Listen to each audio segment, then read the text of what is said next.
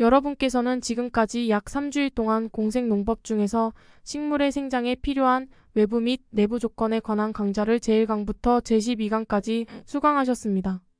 앞으로 약 일주일 동안은 식물이 성장하는 데 필요한 키토산, 근계, 변온, 광조사 시간 등의 기타 조건에 관한 강의를 계속 수강하시겠습니다. 13번째 강좌로 식물의 생장에 필요한 키토산에 관하여 김용현 원장의 강의를 듣겠습니다.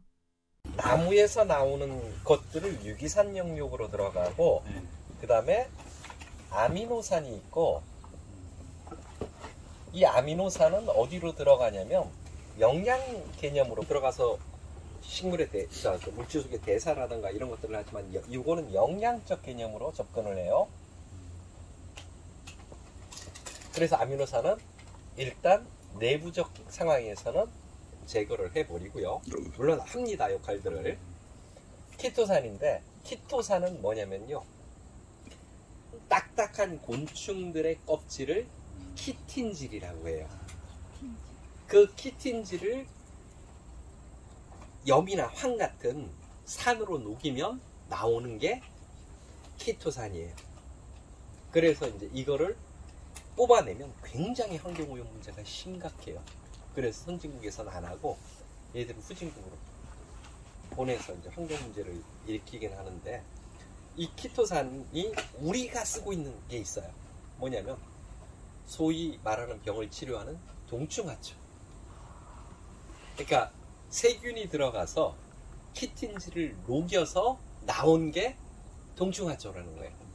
그러니까 동충하초는 굉장히 소량인데도 아주 고가로 한 마리에 그 가격이 있을 정도로 굉장히 고가예요. 그러니까 키토산 자체가 몸에 들어와서 생리적으로 하는 일이 굉장히 강력해요. 근데 키토산은 전기적으로는 플러스에 속하는 영역에 있어요. 전기적으로 플러스 영역이에요. 마이너스 영역에 속하는 게 합성비료나 농약 같은 것들이 마이너스 성질이에요. 그래서 키토산을 녹여서 쓰면요, 대량의 농산물이나 이런 것도 세척하면 농약 제로예요. 아까 목조액 같은 것들은 제로까지는 가기 어려운데 키토산은 농약이 제로화돼요. 그리고 면역력이나 이런 것들이 굉장히 높아져요, 이 키토산 자체가. 근데 가격이 상대적으로 좀 고가예요. 고가이긴 하지만서도 우리가 얻을 수 있는 것들이 뭐냐면, 갑각류들 발효를 하면 키토산을 얻을 수 있어요. 신선한 상태로. 키토산은요, 너무 빨리 상해요. 굉장히 빨리 상하는 산이에요, 자연 상태에서.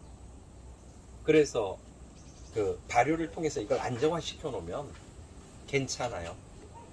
특히 장수, 수명 연장하는 데 키토산은 결정적인 역할들을 하게 되고, 키토산을 생활했을 때는 어떻게 쓰냐면, 김치 같은 것들이 쉬죠. 오래되면 김치가 군등내가 나고 앞에 균이 아닌 다른 균이 움직여요. 김치를 담을 때 키토산을 쓰잖아요. 그러면 어떻게 되냐면 보존기간이 전혀 달라져요. 아주 길어져요. 얘가 다른 부패균의 활동들을 완전히 막아버리기 때문에 식물이 내부에서요, 병이 안 든다고 하면요, 그 식물의 성장이 굉장히 왕성해져요. 애완견 키우고 이런 분들이 키토산들을 좀 쓰는데, 개들도 나이 들면 사람처럼 이빨 빠지고 수명이 줄어들어요. 근데 키토산을 쓰면 그런 현상이 없다 그래요. 굉장히 건강하고 오래 간다 그러는데, 식물도 역시 키토산이 들어오면 돼요. 유기산도 그렇고요, 목초액도 그렇고 키토산도 그렇고 아미노산도 영양제로 쓴다 그러는데, 이게 뭐냐면 순환고리에 들어가 있는 거예요. 순환고리에. 우리가 지구상에 있는 것들을 대충 보면 식물 있고 동물 있고, 동물 중에 곤충류가 있잖아요. 그 다음에 어류도 있죠. 그래서 알래스카 같은데 연어가 올라오는 해에는 나무에 나이테가 늘어나고, 연어가 올라오지 않는 해에는 나이테가 줄어든다 그래요. 늑대라는 아이가 연어를 산란을 하고 죽거나 산란할 때 연어를 잡아먹고 머리만 먹는데요. 처음에는 고기를 채로 먹고 그 다음엔 알만 먹고 그 다음엔 배가 더 부르면 머리만 먹는데요. 머리 뒤쪽만. 그리고 나머지 부분을 숲에 버려요. 그러면 개가 분해되면서 아미노산이 나오고 그 아미노산이 굉장히 소량인데도 나무태가 쫙 늘어나는데 영향을 미칠 정도로 하는데, 식물을 키우면서 식물의 아미노산이 있는 것이 어느 정도냐면 약 200분의 1 정도예요. 동물성 아미노산이 있는 게. 내가 키우고 싶은 식물 단백질을 많이 만들어야지 식물이 잘 클 거 아니에요. 이럴 때 200분의 1만 아미노산만 들어가도 잘 큰다 그래요. 그래서 농사를 지을 때 제가 뒤에 보면 한 100통이 있어요. 이 젓갈이. 물론 이제 제가 아미노산, 순수한 아미노산을 만들어 놓은 것도 있고, 그 다음에 혼합 아미노산을 만들어 놓은 것도 있고, 젓갈도 있어요. 그래서 농사 짓는 분 어렵다 그러면 제가 젓갈을 줘요. 그래서 이거 갖다가 관수할 때 1000분의 1이나 그 밑으로 쓰라 그래요. 2000분의 1이나 이렇게 쓰라 그러면 실질적으로 농업이 굉장히 잘 돼요. 왜냐하면 식물이 자라면서 자기체들을 만들어갈 때 일정한 비율의 동물성 아미노산이 필요해요. 근데 키토산 같은 경우에는 더 적어요. 200분의 1 이런 게 아니고 거의 1000분의 1 정도 들어가도 굉장한 역할을 해요.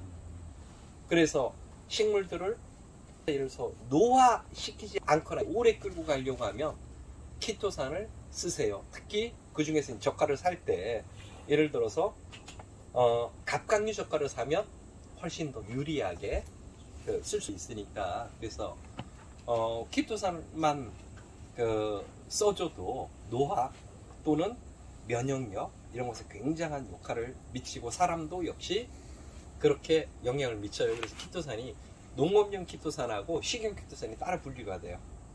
정제가 잘 된 건 식용으로 쓰고 정제가 덜 된 건 농업용으로 쓰는데 둘 다 사실 큰 차이는 없어요.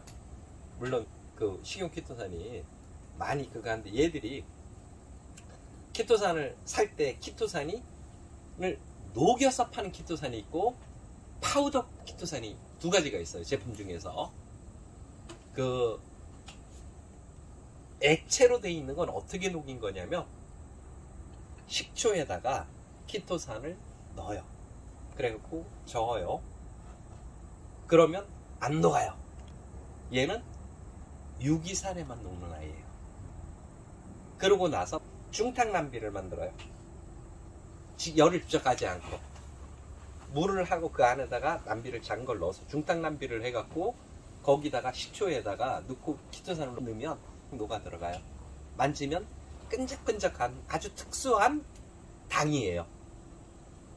당만 잘 알아도 인체 치료하거나 이런 데 굉장히 도움이 돼요. 단맛이 한 가지가 아니에요. 저희는 단맛은 설탕 맛만 알잖아요. 근데 단맛이 당이 굉장히 여러 가지 맛이고 형태나 기능도 굉장히 다양해요. 키토산이 한 당류에 속하는 거예요.